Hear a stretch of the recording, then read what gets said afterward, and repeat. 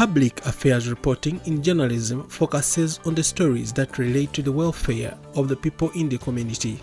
Public affairs reporting includes actions and activities of government, decisions by court systems. Patrick Larubi shared with us his experience as a public affairs reporter. Okay, good to see you, Mr. Larubi. Thank you. Yes, I would want you to introduce yourself to our audience, tell them who you are and what jury do you report about. My name is Pat Robert Larubi.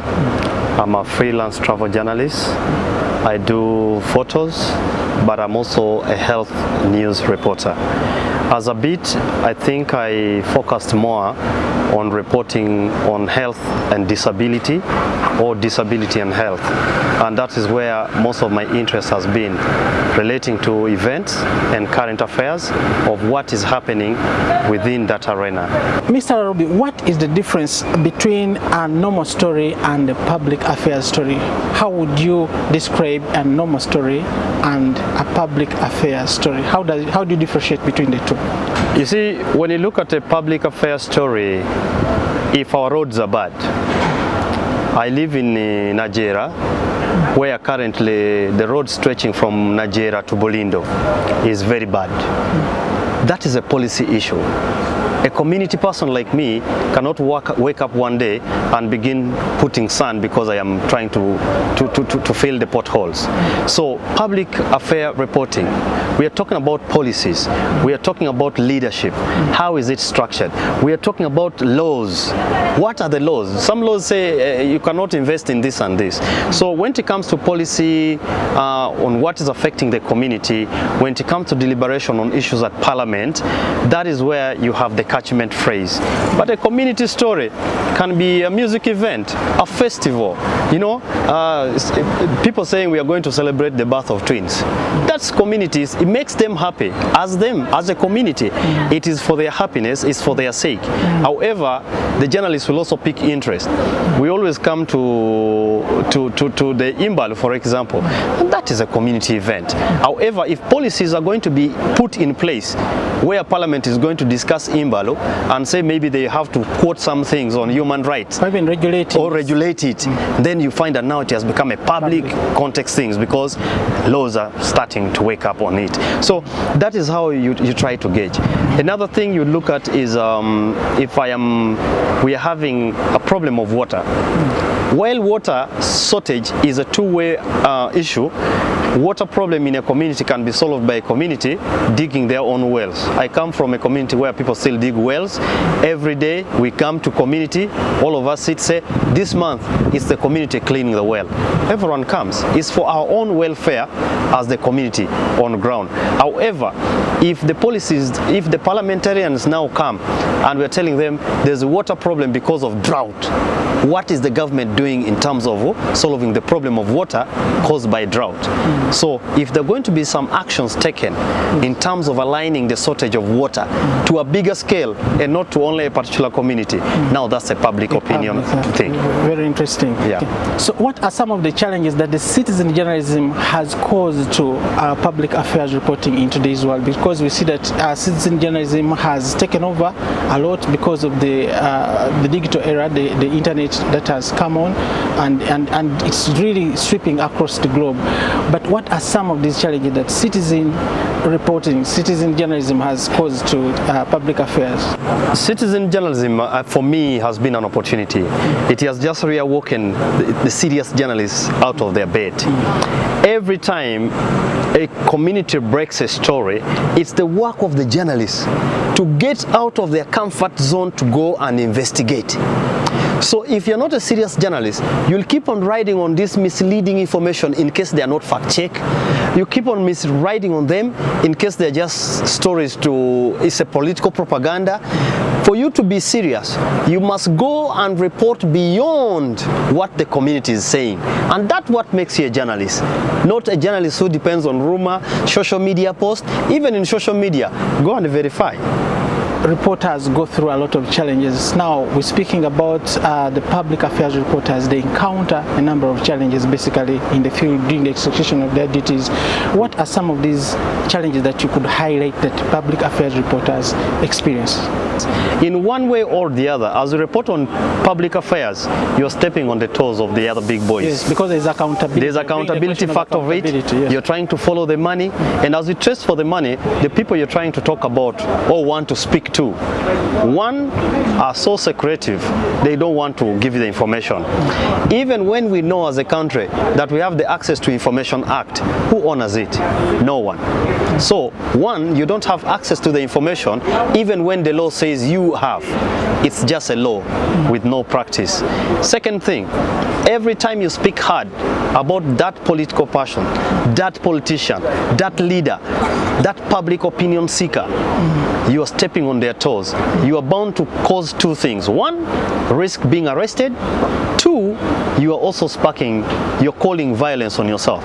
Because we have seen journalists being battered, we have seen journalists being arrested, we have seen some of them being kidnapped. The drones have reduced now. But it doesn't mean the absence of the drone is the absence of people being arrested. All these are threats that really put the guys who do a lot of public affairs reporting on the spotlight. However, you should also understand that while we take on the beats, people are going for the easy trade. You understand? When I say easy trade is I'm saying I don't like politics. Why? They can't give you an answer. Somebody say, I like to report on business. We have beats. We have sport politics, we have sports, we have agriculture and other things. Most of our people are now going for the easy prey. Self-censorship. Guys are running away, say, these kind of stories, I'm not interested. The major question is not them wanting, but also the level. The knowledge gap is also a big critical thing that affects the whole concept of public affairs reporting. The other issue I told you was the issue of impunity. Sometimes you go to an office, you want to meet the right person who is charged with the ability to communicate to a company or communicate to a journalist, but because the receptionist or the people in between cannot allow you, you can't get the policymakers to comment on your topic. At the end of the day, the journalists have gone to the talking heads. Yes. People who have no authority but have a loud voice to speak even over issues what they don't understand. That is where we have a problem. Lastly, you and me should understand that right now technology has taken over. If you're not fast, you are the last. Exactly. People are rushing to break stories. In the process of breaking stories, we are also consuming a lot of misinformation, or we are consuming a lot of news that is not filtered, verified, quantified. We are only taking quantity and not quality. Why? Because everyone wants to break news. That is associated with the technical skills. What do you know in regards to technology?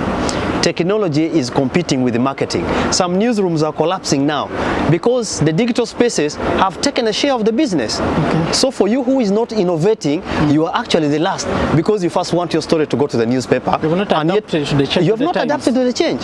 The technology people, the bloggers and what have you, how you call them, even when they are not verified or regulated, are breaking the stories all the time.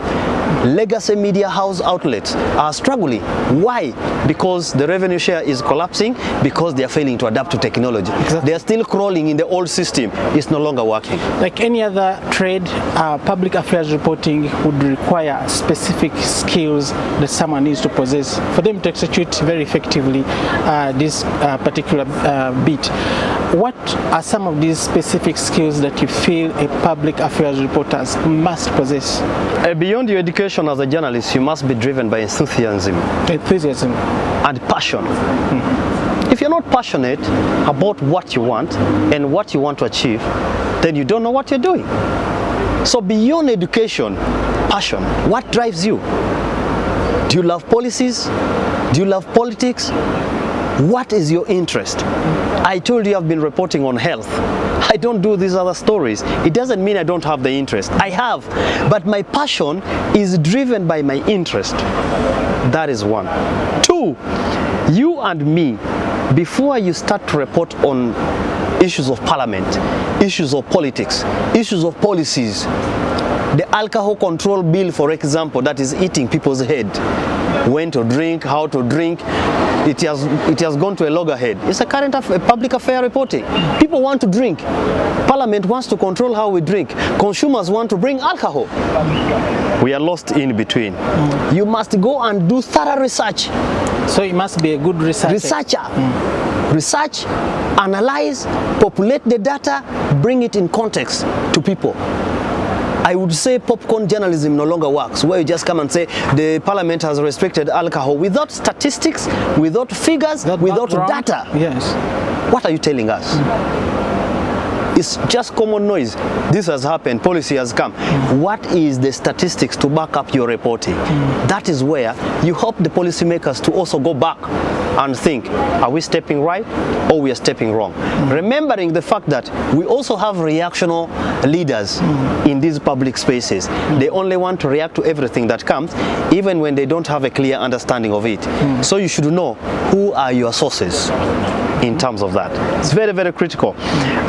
The other thing, you must understand that when we say, in the other question of the challenges, not accessing the people to talk to. What are your interpersonal skill levels? Exactly. How do you relate to people? How do you talk to people? As a journalist, how do you dress? How do you speak? Because at the end of the day, your social interaction skills helps very much for a source to understand, oh, I think this is a good journalist. He's very approachable. He's sensitive to this and this. So you as a person, you must also improve on that. The daily social life skills. Some people say, I don't talk to such and such because of this. If you already have a biased understanding of a person or a personality you want to interview or talk to, you're going to give us a misleading story. Okay, just quickly. Finally, the last one is education. Go to school, study, stick to a niche that makes you happy. This brings me to the next question of how social media is relevant to public affairs reporting, because we're living in this digital era and you know that we can't do without social media. How relevant is social media on public affairs reporting? You know, what you need to do is when you're building an audience, we have the virtual and the digital audience. Virtual, these are the digital guys, but we also have the usual, the everyday population. People who cannot sit on TV, who cannot be on Facebook, Twitter, LinkedIn, Instagram. Our mother, our parents in the village will sit on radio and TV to watch. However, for you as a digital news platform, as a digital reporter, or somebody reporting on current affairs, if people associate with you in regards to policies, the laws, if you post it on social media, you are building an audience. That audience in the long run translates into money. And that is what we say, the views per click. It's very good for making an impression. It's very good for building an audience. It's very good for making money. And every person must tap into that potential as the world goes digital. We know that sometimes it's very difficult to obtain information from particular sources, especially for public affairs reporting. How can one handle a difficult source, in your opinion, for them to be able to obtain relevant information to this public affairs reporting? For me, I think for you to access source, I talked of the interpersonal skills. Yes. What is your interpersonal skills relation? How do you relate with the source? When you get to the source, how do you talk to? Do you always prepare the source before you talk to them? Some sources will say, yes, I would be interested in your interview. Send me a list of questions before I can reply to you. That is preparing them psychologically. If you bump in them, you're likely to get misleading information. So one is find what is the interest of the source? What can I get from him that I cannot get? However, where it fails, then you can think of alternative sources. Knowing that not only one person has all these knowledge things. Unless you're investigating a corruption scandal, still you can get the whistleblowers to give you the information. It doesn't mean that the people will not always discard your interest. So you have to know how you can gauge this interest. Perfect. Just continuing to that again, speaking about investigation, how would you conduct an investigative story as a public affairs reporter, basically? There are stages of doing a story. We always start with the research, which is the pre-production. You come, during the pre-production, you are trying to assemble what is the investigative story you want to come with, the topic, the flow of the story, who are the people, What are the sources? who are the sources. Once you have come to the sources, now you come to the production phase. The production phase, how many people do I need to speak to make my story come true? The production phase has a lot of things. One, if you're investigating corruption, it involves research, getting data, putting it together. Whatever data you bring together, you're going to analyze. You understand? You're going to compute, because if it is involving money, you have statistics. How much money was stolen, when, where, and how has been the trend for the many years. So for you as a journalist, you must be able to understand and analyze. Now, this goes beyond reading the books. I told you about the popcorn stories. Don't just write for us a story because it is a big story, but go and check. Two, verify who is saying what, where, and how. How many bloggers have written in the same context? What do they say? You understand? You build on that. And then I want to tell people that in public affairs reporting, sometimes we also have the digital fact-checking tools. This is true, this is false. This is true, this is false. Somebody takes a photo from Karamoja, he tells you a photo has been taken in Burkina Faso. Today, we saw in one of the areas in Bugisu sub-region where the land got a crack. You understand?